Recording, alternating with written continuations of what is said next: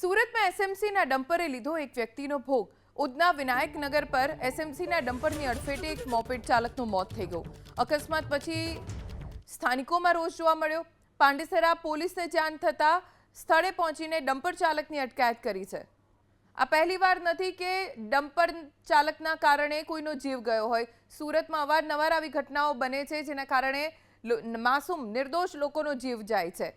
પાંડેસરા પોલીસે હાલ તો ડમ્પર ચાલકની અટકાયત કરી છે, પણ સ્થાનિકોનું કહેવું છે કે આવા ડમ્પર ચાલકોની સામે એવી કાર્યવાહી થવી જોઈએ કે ડમ્પર ચાલકો બીજી વખત બેફામ ડમ્પર ચલાવીને કોઈને કચડે નહીં।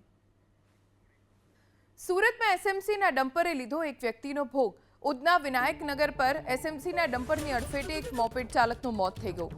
અકસ્માત પછી સ્થાનિકોમાં રોષ જોવા મળ્યો। પાંડેસરા પોલીસને જાણ થતાં સ્થળે પહોંચીને ડમ્પર ચાલકની અટકાયત કરી છે।